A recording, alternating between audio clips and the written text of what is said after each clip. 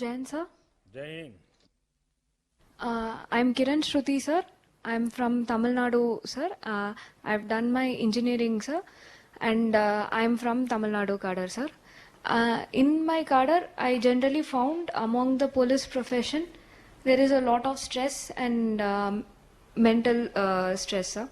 So in Tamil Nadu, what they have done is they have introduced a program called well-being program sir. So all the police personnel from constables to the DG, they undergo mandatory counseling sir. If there is any problem in their personal or professional lives, then they receive counseling sir. Because of this, all they find that their stress is reduced, and they find that they are able to do their work with much more energy sir, and they find that they are much more enthusiastic, motivated and happy to do the job. And the public also feels that because of this, they find the police much more easier to engage with. This I found very impressive sir. Jain sir. Vanakkam. Vanakkam sir. तो आपने engineering छोड़ करके ये रास्ता क्यों चुना? Sir, I always had the ambition to go for civil services, sir. So, after engineering, I worked in State Bank of civil India. Service does not mean कि uniform वाली service. Sir, my family always had a regard for uniform services, sir. In addition to it, my name is Kiran Shruti because of Kiran Bedi ma'am, sir. So,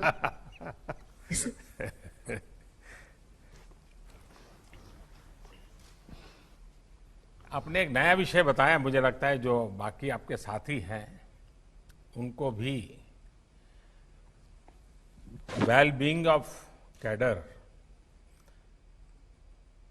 कोई न कोई institutional व्यवस्था, मैं समझता हूं ये एक अच्छा प्रयोग है, क्योंकि सिर्फ पुलिस नहीं, कोई भी काम। अब बैठिए बेटा। हाँ। कोई भी काम आज की जिंदगी में इतनी आपाधापी है और जिसके कारण तनाव भी रहता है, वर्कलोड भी रहता है, प्रेशर रहता है और हर किसी को रहता है। किसान को भी जब खेत में काम करता है और अपेक्षा से ज़्यादा बारिश हो गई तो एकदम से तनाव के माहौल में काम करना पड़ता है, कम हो गई तो भी चिंता रहती है। तो ये जीवन का ये हिस्सा है, लेकिन ये ऐसी चीज नहीं है कि जिसको मैनेज न किया जा सके। और अगर साइंटिफिक तरीके से अपने व्यक्तित्व को, अपनी क्षमताओं को और अपनी जिम्मेवारियों को अगर बहुत संतुलित तरीके से समझ करके हम व्यवस्था करते हैं तो आप देखिए, आप बड़ी आसानी से चीजों को मैनेज कर सकते हैं। ये बात सही है कि आप लोगों का क्षेत्र ऐसा है कि जिसमें अनएक्सपेक्टेड बहुत कुछ आ जाता है और उसके लिए खुद को हमेशा तैयार रखना पड़ता है और इसके लिए रेगुलरली ट्रेनिंग होना जरूरी है। मैं आप लोगों से आग्रह करूंगा कि आप जब फील्ड में काम करेंगे तो पुलिस थाने के लेवल पर, वहां पर 10-12 लोग मान लीजिए आपका महकम है, तो उस इलाके में कोई न कोई ऐसे लोग होंगे जो ऐसे विषयों पर बड़ी सरलता से बातें करते होंगे।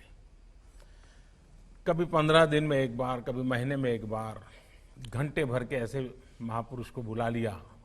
अच्छे टीचर हो सकते हैं, कोई और अच्छे ज्ञाता हो सकते हैं, और वे आकर के ऐसे विषयों पर आपसे गपशप करें, बातें करें।